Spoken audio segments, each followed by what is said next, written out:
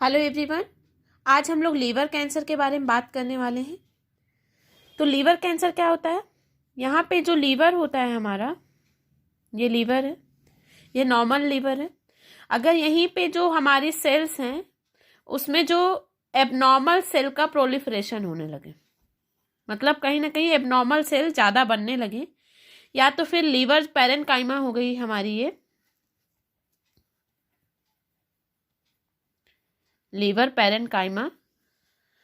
Parenchyma का abnormal proliferation होने लगे तो इसे हम क्या कह देंगे? Liver cancer. या तो फिर एबनॉर्मल सेल का फॉर्मेशन होने लगे तो ये हमारी लीवर कैंसर हो गई। तो क्या लीवर कैंसर सबको हो सकता है? नहीं। तो उसके भी कुछ रिस्क फैक्टर होंगे, कुछ कॉज होंगे। तो हम देखते हैं कि इसके कॉज क्या क्या हैं, किन लोगों में चांसेस ज़्यादा होते हैं। तो रिस्क फैक्टर या कॉज, पहला हो गया, अगर किसी पर्सन को हिस्ट्री रही हो वायरल इन्फेक्शन की,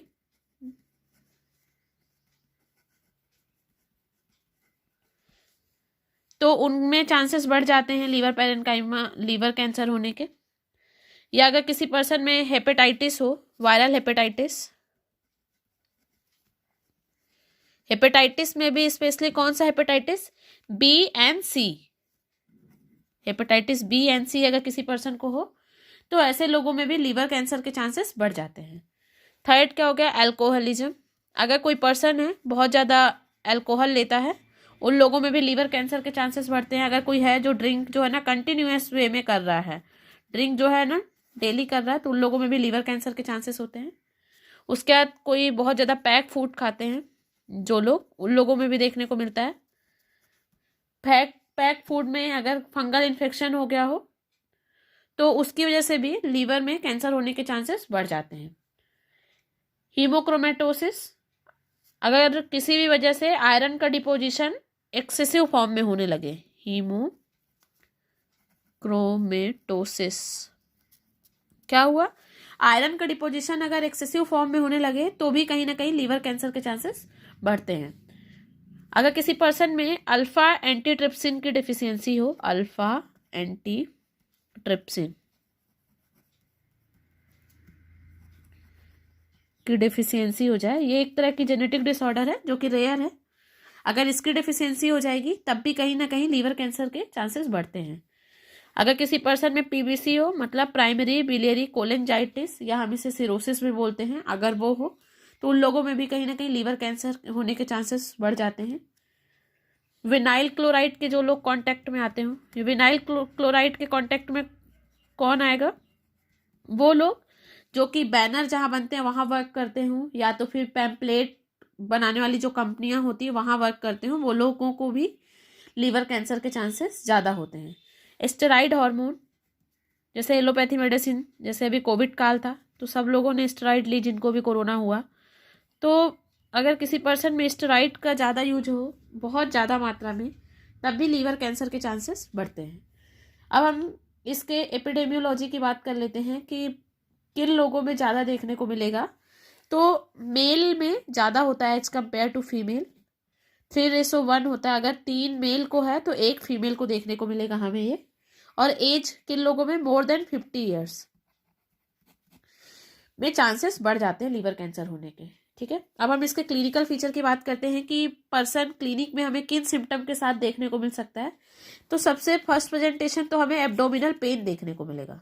ठीक है, अब पेशेंट को तो पता नहीं है कि एब्डोमिनल पेन है तो किस क्वाड्रेंट में है, वो तो डॉक्टर को पता होता है। तो क्या हो गया? 9 क्वाड्रेंट होते हैं हमारे, right hypochondrium, left hypochondrium, epigastrium. तो पेशेंट को जो है राइट हाइपोकॉन्ड्रियक रीजन में पेन देखने को मिलता है मोस्ट फ्रिक्वेंटली। ठीक है, और यहाँ पे ही क्या होता है? हिपेटोमेगैली भी देखने को मिलती है। मतलब क्या हो गया? लीवर का जो साइज है ना, नॉर्मल साइज से इंक्रीज देखने को मिलता है।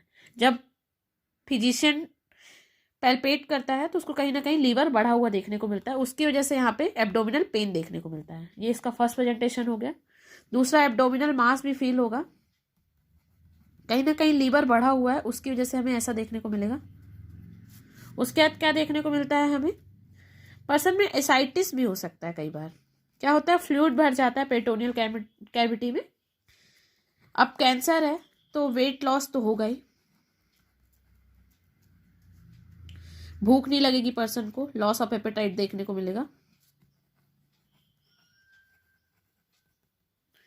बहुत ज्यादा वीकनेस हो जाएगी।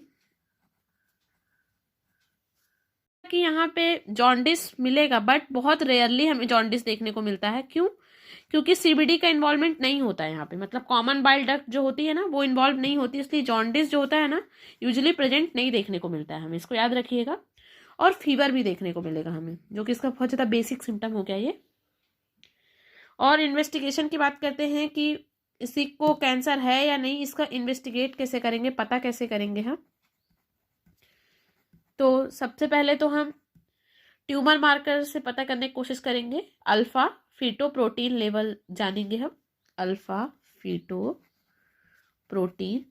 लेवल, ये क्या है, ट्यूमर मार्कर है। दूसरा यूएसजी करेंगे, तीसरा हम सिटी स्कैन करेंगे, एमआरआई करेंगे, यूरिन आरएम, मतलब रूटीन और माइक्रोस्कोपिक जब हम करेंगे तो बहुत सारे चेंजेस हमें देखने को मिलेंगे।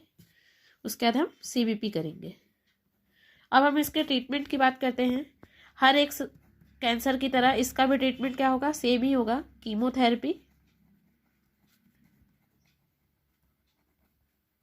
रेडियोथेरेपी, लास्टली क्या करेंगे, सर्जरी। आई होप ये वीडियो आपके लिए यूजफुल होगी, आपको पसंद आई होगी। अगर आप मेरे चैनल में नए हैं, चैनल को सब्सक्राइब कीजिए, वीडियो को लाइक कीजिए, कमेंट कीजिए। Thank you for